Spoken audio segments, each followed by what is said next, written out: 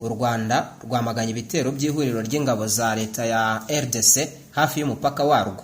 Guverinoma y'u Rwanda yamaganye ibitero ihuriro ry'ingabo za Repubulika Iharanira Demokarasi ya Kongo n'iz'u Burundi rimaze iminsi rigaba mu bice bituwe cyane byegereye umupaka wa Bugarama mu karere ka Rusizi, igaragaza ko bishimangira ko ubutegetsi bw'Kinshasa budashaka amahoro. Kuva mu ntangiriro z'icyumweru gishize, ingabo za RDC, iz'u Burundi, imitwe ya Wazalendo, umutwe w'iterabwoba wa FDLR n'abacanshuro byarashe ibisasu biremereye mu bice birimo Kamanyora mu ntara ya Kivu y'Amajyepfo, hapfa abaturage benshi, abandi barakomereka. Kuri wa 10 Ukuboza 2025, Minisiteri y'Ububanyi n'Amahanga n'Ubutwererane yatangaje ko kubera ibisasu byarashwe muri Kamanyora, abanyekongo barenga 1000 bahungiye mu Rwanda banyuze ku mupaka wa Bugarama bakirwa mu nkambi y'agateganyo ya Nyarushishi. Iyi minisiteri yatangaje ko ibi bitero byiyongera ku byo u Burundi bwohereje ingabo hafi 20,000 muri Kivu y'Amajyepfo zikajya kugota imidugudu ya Minembwe muri teritwari ya Uvira, Fizi na Mwenga zigamije kubicisha inzara. Minisiteri yagize iti RDC yagaragaje ku mugaragaro ko itazubahiriza agahenge kandi ko iri kurwanira kwisubiza ibice byafashwe na AFCM 23 nubwo inzira y'amahoro yari ikomeje. Ibyo gukomeza gushaka igisubizo cya gisirikare, umuryango mpuzamahanga warabimenyeshejwe nubwo wari ufite uburyo bwawo bwo kubigenzura kandi amakuru menshi muri ayo yari ku mugaragaro. Umuryango mpuzamahanga ntiwigeze usaba ko ibi bitero bimaze amezi bitegurwa na RDC byatangiye mu cyumweru gishize bihagarara. Tariki ya 27 Kamena 2025, u Rwanda na RDC byagiranye amasezerano y'amahoro bibifashijwemo na Leta Zunze Ubumwe za Amerika, by'umwihariko ko umutwe w'iterabwoba wa FDLR wakurwaho narwo rugakuraho ingamba z'ubwirinzi rwashyize ku mupaka. Perezida Paul Kagame na Felix Tshisekedi wa RD Congo tariki ya 4 Ukuboza nabo bashyize umukono kuri aya masezerano mu muhango wabereye i Washington DC muri Leta Zunze Ubumwe za Amerika. Iyi minisiteri yatangaje ko kudasenya umutwe wa FDLR bikereza intego y'aya masezerano ibi bihugu byombi byasinyiye i Washington DC yo gukemura amakimbirane yo mu burasirazuba bwa Kongo. Yagize iti byongeye kandi kunanirwa gusenya FDLR kwa RDC kwateganyijwe mu masezerano y'amahoro yo muri Kamena 2025 gukomeje gutinza ibisubizo by'amakimbirane yo mu burasirazuba bwa RDC. Intego nyamukuru y'amasezerano ya Washington bigaragara ko RDC itigeze ishaka amahoro nubwo Perezida Tshisekedi yitabiriye umuhango wo kuwa 4 Ukuboza nkaho yahatiwe gusinya amasezerano. Guverinoma y'u Rwanda yagaragaje ko ibi bitero bidakereza gahunda yo kugarura amahoro mu burasirazuba bwa RDC gusa, ahubwo binateza ikibazo ku mutekano w'ibice by'u Rwanda biri mu burengerazuba. Yashimangiye ko kubahiriza amasezerano ya Washington DC bikwiye kwihutirwa kandi ariyo nzira nziza yatuma akarere k'ibiyaga bigari kagira amahoro, umutekano n'iterambere. Ku rundi ruhande kandi ibi bije nyuma yaho umuvugizi w'ihuriro Alliance Fleuve Congo ifatanya na M23 Lawrence Kanyuka yemeje ko ubu bamaze gufata umujyi wa Uvira muri Kivu y'Amajyepfo. Lawrence Kanyuka yavuze ko AFCM 23 imenyesha rubanda ko hashize amezi 3 hari amagambo y'urwango n'ibitero bigabwa ku baturage kubera uko basa ndetse n'ubwicanyi bukorerwa abaturage mu bice AFCM 23 igenzura bikozwe n'ingabo za Kongo FARDC zifatanya n'iz'u Burundi. Ati uyu munsi cyago kigijweyo turemeza ko umujyi wa Uvira wabuhowe. Yasabye abaturage gukomeza imirimo yabo bisanzwe, avuga ko AFCM 23 ihari kugira ngo ibarindire umutekano. Kanyuka yasabye abaturage bahunze imirwano guhunguka, avuga ko babakijije iteshamutwe n'ibindi bikorwa bibi. Kuri uyu wa 3 mu masaha ya kare, abarwanyi ba AFCM 23 binjiye mu mujyi wa Uvira nta mirwano ibaye. Bamwe bifotoje bari mu bwato mu kiyaga cya Tanganyika bagaragaza ko Uvira bayifashe, abandi bari mu mihanda bigendera bugenzi ariko batwaye ibikoresho bya gisirikare.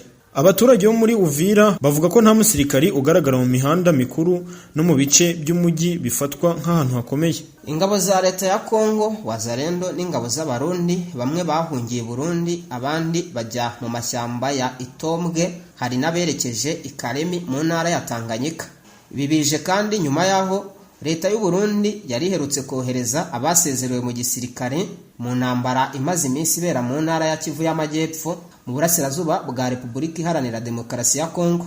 Amakuru yizewe dukesha Igihe avuga ko tariki ya 6 Ukuboza 2025 abasezerewe mu gisirikare cy'u Burundi bashyizwe mu makamyo 4 bambuka ikiraro cya Nyamoma bakomereza muri centre ya Sange muri teritwari ya Uvira. Aba bahawe imbunda n'amasasu bihagije bari bitezweho gufasha abasirikari b'u Burundi, aba RDC, Wazalendo na FDLR gukumira umutwe wa M23 kugira ngo itagera mu mujyi wa Uvira. Hari abandi basirikari benshi b'u Burundi binjiye muri RDC tariki 3 Ukuboza banyuze ku kiraro cya Nyamoma. Aba basirikari bari bafite intwaro ziremereye n'ibifaru, bashinze ibirindiro muri Rubariki na Ruvungi. Bamwe mu basirikari b'u Burundi bemeza ko imirwano yo muri Kivu y'Amajyepfo yatangiye mu cyumweru gishize yasize ibigo byinshi bya gisirikari by'imbere mu gihugu biri mu busa kuko abenshi boherejwe muri RDC. Inkuru kandi ikomeza ivuga ko ibigo bikirimo abasirikare bose ari by'umutwe w'ingabo zirinda umukuru w'igihugu n'abashinzwe imyitwarire yabo military police basanzwe barinda umugaba mukuru w'ingabo General Prime Niyongabo. Umuhate wose wa leta y'u Burundi wo gukumira abarwanyi ba FCM23 ntacyo watanze kuko bambuwe ihuriro ririmo ingabo z'u Burundi ibice byinshi zarimo ibirimo Sange, Rubariki, Ruvungi, Kiriba n'umujyi wa Uvira.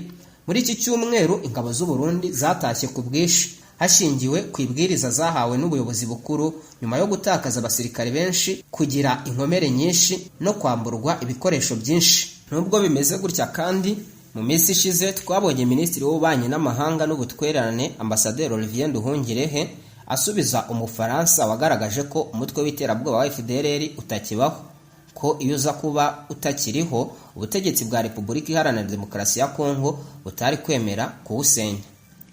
Uyu Mufaransa wasubijwe na Minisitiri Nduhungirehe yitwa Gerard Arlo, yabaye ambasaderi w'Ubufaransa mu muryango w'abibumbye muri Leta Zunze Ubumwe za Amerika.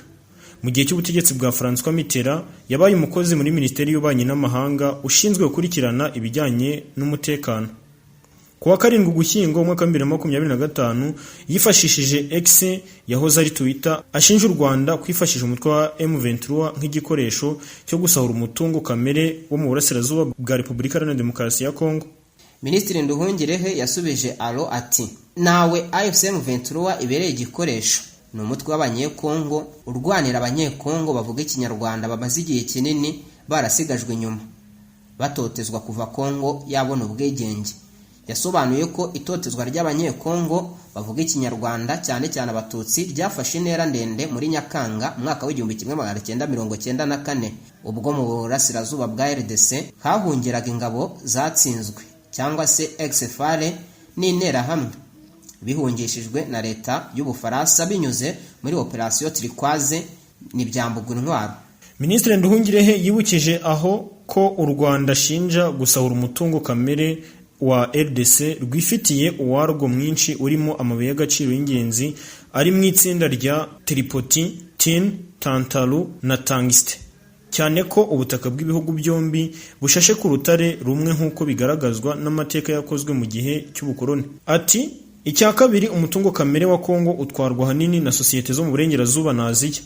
Niyo mpamvu utazabona sosiyete yo mu Rwanda muri sosiyete 100 za mbere zikura amabuye y'agaciro muri Repubulika Iharanira Demokarasi ya Kongo mu bihe by'intambara. Alo yatangaje ko ingabo z'u Rwanda zinjiye ku butaka bwa RDC. Minisitiri Nduhungirehe amusubiza ko ibyo rwakoze ari ugushyira ingamba z'ubwirinzi ku mupaka mu rwego rwo gukumira ibitero by'umutwe wa FDLR. Minisitiri Nduhungirehe yagize ati ndagira ngo ngumenyeshe ko ingamba z'ubwirinzi u Rwanda rwashyize ku mupaka zitagamije gufasha FCM23 ni ibikeneye, ahubwo nizo gukumira ibitero bihoraho by'abajenosideri na FDLR bafashwa na Kinshasa. Uyu Mufaransa yanze kuva ku izima asubiza ko hashize igihe kirekire abajenosideri ba FDLR bapfuye cyangwa se bari mu kiruhuko cy'izabukuru, ubutumwa bugamije kwerekana ko uyu mutwe w'iterabwoba utakibaho. Kuwa 27 Kamena 2025 u Rwanda na RDC bifashijwe na Leta Zunze Ubumwe za Amerika byagiranye amasezerano y'amahoro yibanda ku gukemura ibibazo by'umutekano bibangamiye akarere n'ingaruka zabyo. Muri ayo masezerano leta ya Kongo yemeye gusenya umutwe wa FDLR u Rwanda rwashyiriyeho ingamba z'ubwirinzi. Ibihugu byombi kandi byumvikanye ko bizakorana mu bikorwa byo gucyura impunzi buri ruhande rucumbikiye. Minisitiri Nduhungirehe yabajije aho impamvu leta ya RD Congo yemeye gusenya umutwe wa FDLR niba abarwanyi b'uyu mutwe barapfuye cyangwa se bari mu kiruhuko cy'izabukuru nk'uko abivuga. Yagize ati rwose ni wasomye amasezerano y'amahoro ya Washington kuwa 27 Kamena 2025 niba abajenosideri ba FDLR barapfuye cyangwa bari mu kiruhuko cy'izabukuru kubera iki leta ya RDC yemeye kubasenya. Ati kandi se kubera iki CONUPOS na OPORD zigenzurwa n'abanyamerika zikubiyemo ibyiciro bitegurwa neza byo kubasenya. CONUPOS na OPORD ni gahunda z'ibikorwa byo gusenya umutwe wa FDLR no gukuraho ingamba z'ubwirinzi zigaragaramo ibyiciro uko bizakurikirana kuva ku gutahura ibirindiro by'abarwanyi baherereyemo kugeza ku gucyuza abazarambika intwaro cyangwa abazafatwa mpiri ndetse n'ingengabihe zabyo. Minisitiri Nduhungirehe yatangaje ko FDLR ari umutwe wubakiye ku ngengabitekerezo ya jenoside kandi ko nyuma y'imyaka 31 abawugize bahungiye muri RDC n'ubu urakinjiza abarwanyi bakiri bato. Ese leta ya RDC iraza kuva ku izima yemere gushyira mu bikorwa iby'amasezerano ya Washington DC? Ese uyu mutwe wa M23 wo uraza kugarukira he ko nawo bigaragara ko udashaka kuva ku izima mu gihe uburenganzira uharanira butari bwashyirwa mu bikorwa?